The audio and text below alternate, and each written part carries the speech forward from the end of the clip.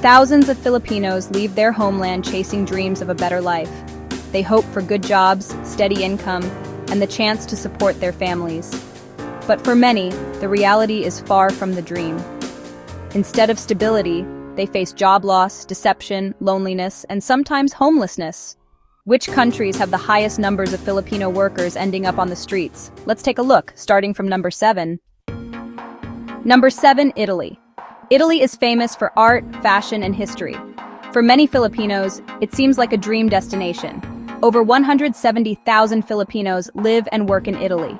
Most work as caregivers, domestic helpers, or in hospitality. The hope is for steady work and a better life. The reality is harsh. Rent in cities like Rome, Milan, and Venice can exceed 1,000 euros a month. That's almost a full month's salary for many workers. When a contract ends or a job is lost, there's no safety net. Some live in cramped, unsafe rooms. Others have no shelter at all. Estimates suggest 1,200 to 1,500 Filipinos in Italy are currently without stable housing. Undocumented workers face even higher risks. They often avoid seeking help, afraid of immigration authorities. Without stable housing, they lose access to healthcare, banking, and legal aid. Many take low-paying jobs just to survive. Government housing programs exist, but critics say they rarely reach migrant workers. Churches and nonprofits help, but resources are limited. If this can happen in a wealthy European country, what does it mean for countries with fewer protections? Nonprofits and churches are filling the gap, but resources are stretched thin. And here's the question. If this can happen in a developed European country known for its social safety nets, what does that mean for Filipinos and other nations with far fewer protections? Stay with me, because in the next country, the housing crisis isn't just about rent. It's about a system that can lock workers out of any legal path to survival. Number 6, United Arab Emirates. The UAE draws thousands of Filipinos hoping for financial stability. More than 700,000 Filipinos work here.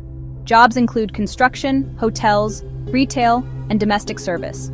High living costs are a major challenge. A shared room in Dubai or Abu Dhabi can cost as much as a house back home. Job loss, contract disputes, or reduced hours can push workers into homelessness.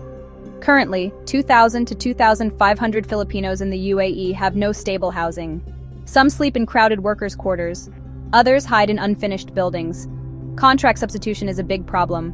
Workers arrive with promised wages and conditions, but often they find lower pay, longer hours, and fewer rights. Legal protections exist, but fear of retaliation keeps many silent.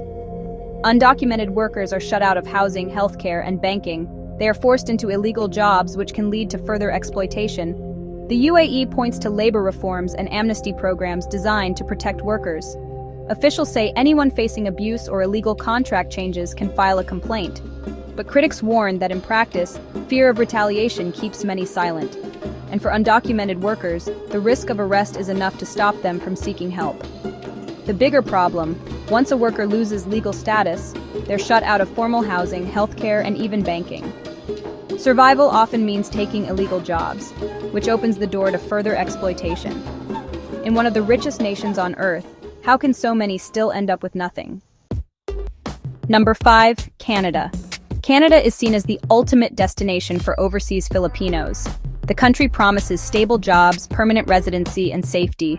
Over 957,000 Filipinos live in Canada. Most work in healthcare, hospitality, or skilled trades. Cities like Toronto and Vancouver have sky-high rents. A one-bedroom apartment can consume half a worker's monthly salary. Losing a job, facing visa delays, or switching permits can leave someone without housing. An estimated 2,500 to 3,000 Filipinos in Canada are currently homeless. Many sleep in overcrowded shelters, in cars, or with friends. Winter can be deadly, with temperatures dropping below -20 degrees Celsius. Temporary workers must follow strict visa rules. Any gap in employment risks losing legal status. Government programs exist, but migrant workers often cannot access them in time. Filipino community groups provide emergency funds, food, and shelter, but resources are limited. Temporary foreign workers face strict timelines for renewing or changing their visas. Any gap in employment can leave them without legal status and without access to housing programs. The government points to strong social services and affordable housing initiatives, but critics say these programs fail to reach migrant workers quickly enough. Filipino community groups often step in to fill the gap, offering emergency funds, food drives, and temporary housing. Still, resources are limited. Keep watching because our next country has one of the wealthiest economies in the Middle East, but its labor system has pushed thousands of Filipinos into homelessness. Number 4, Qatar. Qatar is often seen as a land of wealth and opportunity. Towering skyscrapers, luxury malls, and massive stadiums make it look like a paradise. Around 300,000 Filipinos live in Qatar. Most work in construction, healthcare, hospitality, or domestic services. Many expect high pay, tax-free income, and steady work. But reality is harsh. Some workers do not get paid on time. Some lose jobs unexpectedly. Many cannot afford housing. Living conditions can be crowded and unsafe. Estimates suggest 2,500 to 3,500 Filipinos in Qatar are homeless or in unstable housing. Some share tiny rooms with dozens of people. Others hide in unfinished buildings or temporary shelters. The kafala system is a major challenge. Even after reforms, legal status is tied to employers. Lose a job, and the visa is lost. Without legal status, renting a home, opening a bank account, or getting healthcare is almost impossible. The government has labor laws, minimum wages, and the right to change jobs, but enforcement is inconsistent. Abusive employers may still withhold passports, delay wages, or threaten workers. Filipinos rely on church networks, community groups, and the Philippine embassy. But these resources are limited. Many must survive on their own.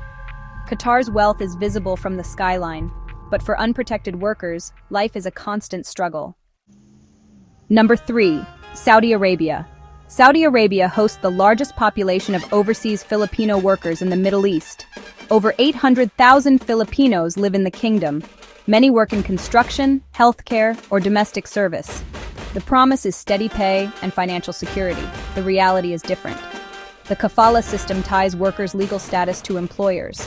Lose a job or leave an abusive employer, and protection vanishes instantly. An estimated 3,000 to 3,500 Filipinos in Saudi Arabia are homeless. Some stay in embassy shelters awaiting repatriation. Others sleep in public spaces, unfinished buildings, or overcrowded rooms. Problems include unpaid wages, contract violations, and abuse. Domestic workers face the worst conditions. They are often excluded from labor reforms. Community support becomes critical. Churches, Filipino organizations, and the Philippine Embassy provide temporary housing, legal aid, and food.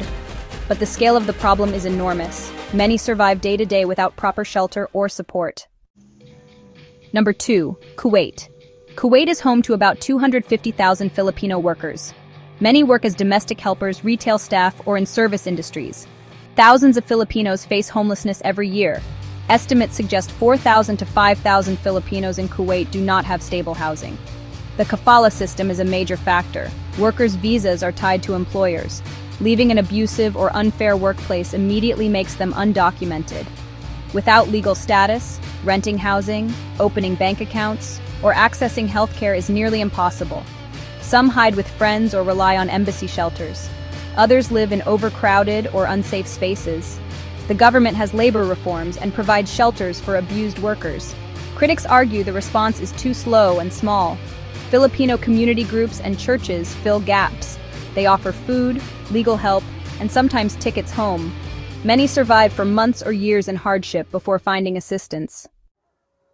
Number 1, United States. The United States is home to nearly 4.5 million Filipinos. It promises jobs, education, and safety, yet thousands of Filipinos end up homeless. An estimated 4,000 to 5,000 have no permanent shelter. The crisis spans cities like Los Angeles, New York, Chicago, and Hawaii. Why does this happen?